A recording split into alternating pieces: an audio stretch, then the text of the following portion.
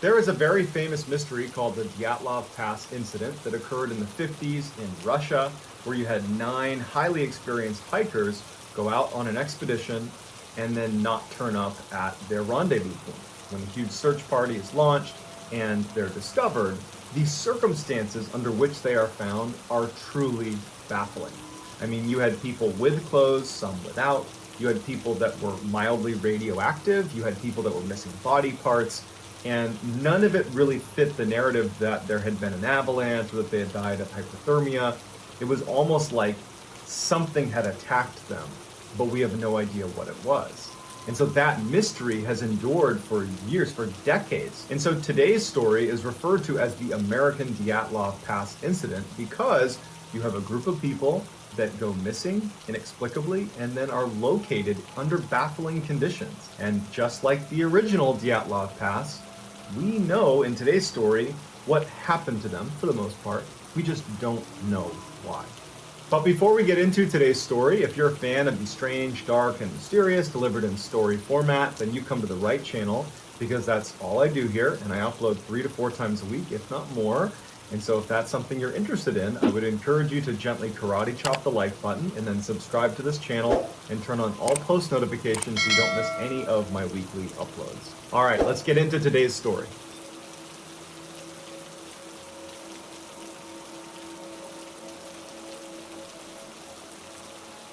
Today's story takes place in 1978, and it focuses on 5 young men that were best friends, basically inseparable, who all lived in Yuba City, California, and they came to be known as the Yuba City Five. These 5 young men were all either mildly intellectually disabled or had a mental health disability, but they were all very high functioning. Jack Hewitt was the youngest of the group. He was 24 years old.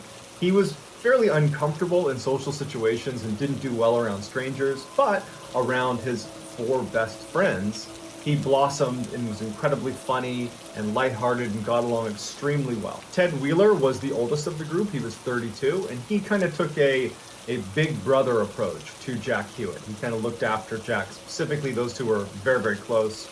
And Ted was known to actually occasionally make phone calls on Jack's behalf. When Jack felt uncomfortable calling a stranger on the phone, Ted would step in and be the bigger brother and make those phone calls for him. Phil Sterling was 29 years old, and he was deeply religious. He would spend a lot of his time going to the library where he would read Christian literature. Jack Madruga was 30 years old, and he was an Army veteran. However, he had been discharged from the Army after a medical evaluation determined that his IQ was too low. So he was discharged from the Army. He was the designated driver of the Yuba City Five because he was the only one of the 5 that had a driver's license. Jack loved being the driver because he loved his white and turquoise Montego, a 1969 Montego. It was like his prized possession, and he felt very proud driving the group around.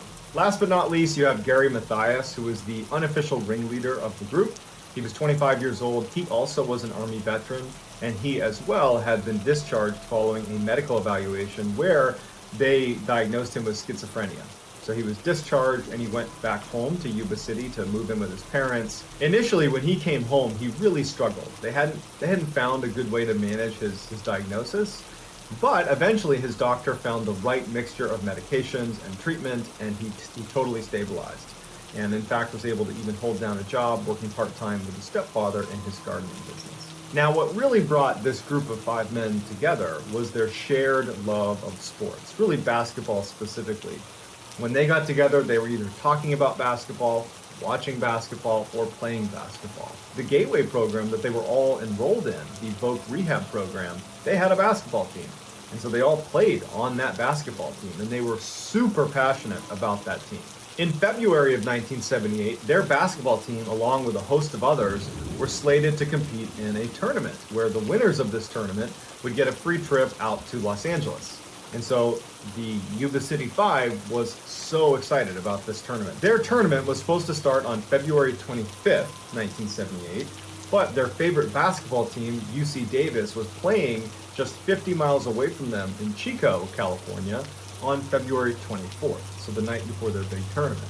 So they decide that they want to go watch this game, right? They want to go out to Chico and root on their favorite team, but make sure they're back in time so they can get a good night's sleep before their tournament starts on the 25th. So they load up in Madruga's Montego, they drive the 50 miles out to Chico, California, and they root on their team, UC Davis, who ends up winning the game. Now, there were multiple witnesses that saw the Yuba City Five at this basketball game, so we know they were there. Following the game, the boys loaded up into Madruga's Montego, and they drove a short distance to a little convenience store in Chico where they got sodas and cartons of milk and some snacks. And the shop owner would actually say to investigators that he remembers them because they came in at about 10 p.m. and it was when he wanted to close down the shop. And so he remembers feeling annoyed when this big group, 5 men, come in and they're buying a bunch of stuff because it delayed the shop owner's ability to close down the store.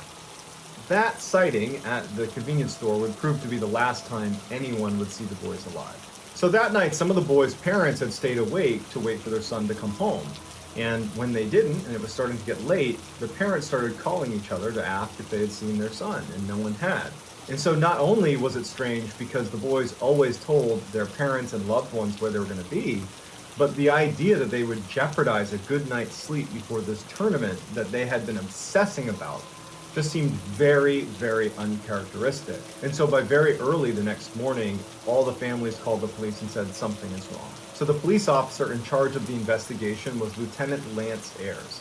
Ayers had gone to high school with Ted Weir, so he had a personal connection to this investigation and was more motivated than perhaps he would have been otherwise to make sure they are doing everything in their power to find these boys. When the first few hours of the search don't turn anything up, Lieutenant Ayers decides that he's going to greatly expand their search radius. And it was because of this expanded search that just a few days later they were able to locate Jack Madruga's Montego car.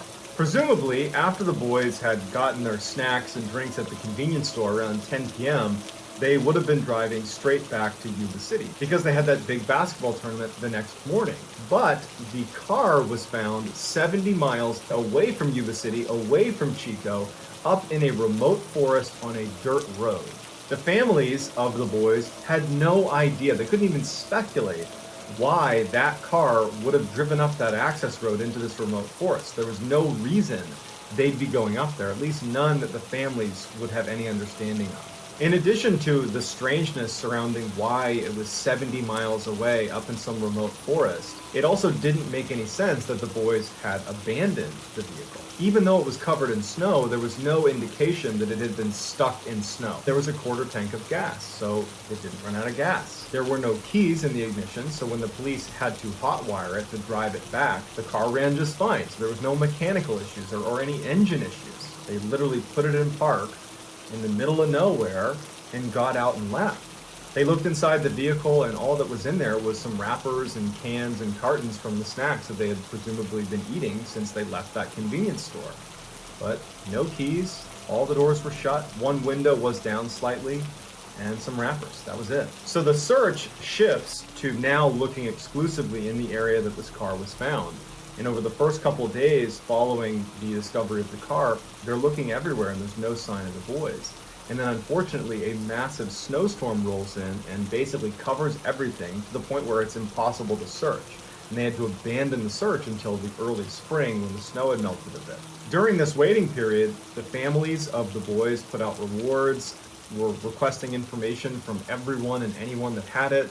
The police were fielding thousands of tips and unconfirmed sightings about where they could be, but none of it amounted to anything. They made no progress. They had no idea where these boys were. On June 4th, 1978, so just a little over 3 months after the boys had gone missing, some motorcyclists that had been on a long road trip happened to be up in those mountains on those dirt roads near where the Montego, the car, had been discovered. They were about 20 miles from that point, and they had found this cul-de-sac that they parked their bikes in, and they decided to just kind of stretch their legs, and they look down a little ways off the cul-de-sac and they see this old looking trailer, and they decided, just out of curiosity, to just kind of walk over and see what it is. It would turn out that it was a trailer maintained by the Forestry Service, but it really hadn't been upkept in a long time.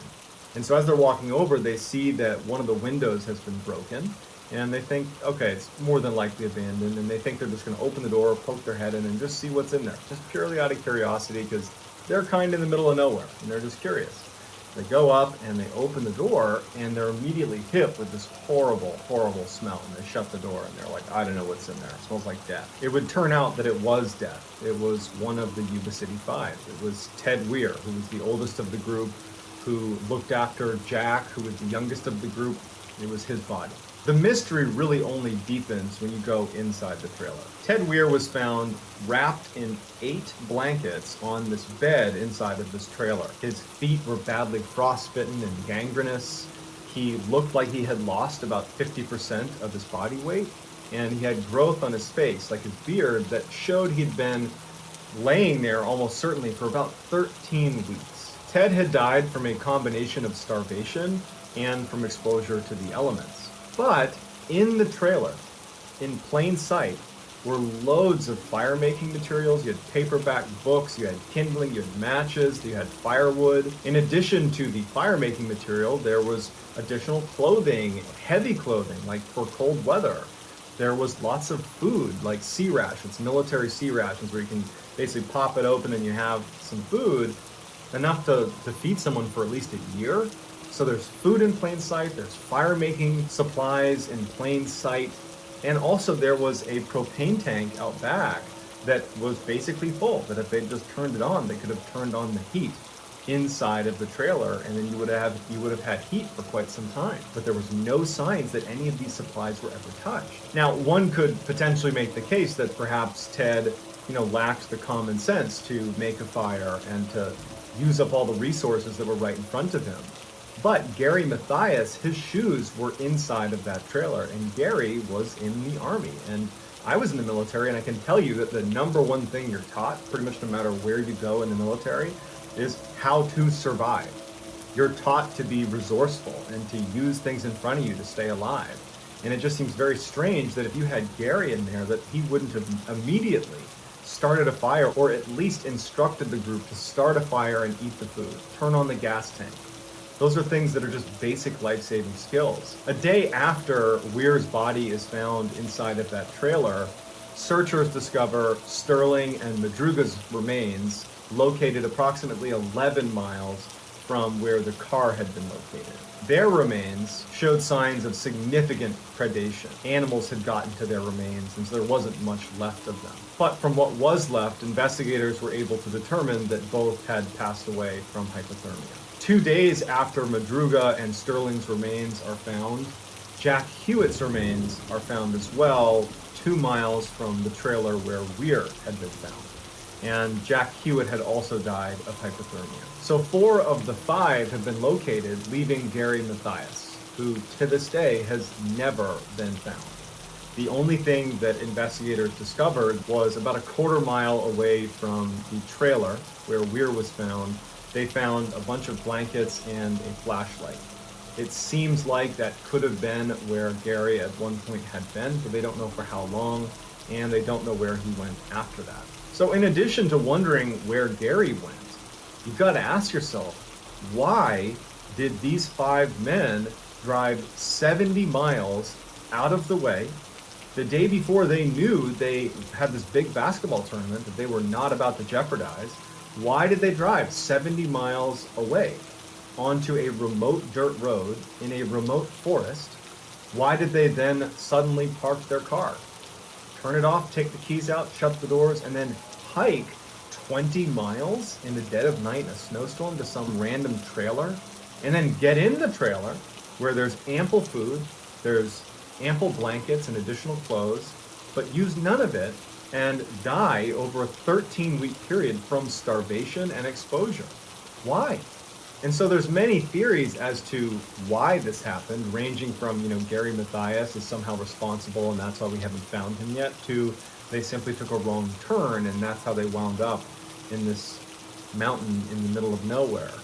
But none of it really accounts for the purposefulness of all of their travel. If they had gotten lost, police believe they would have been maybe driving in loops. They wouldn't have just driven in a straight line, reached this point in the road, and then gotten out. It's not consistent with being lost. So we don't know why they wound up on that road, or why they decided to go to that trailer, or what caused them not to use the supplies, but something happened.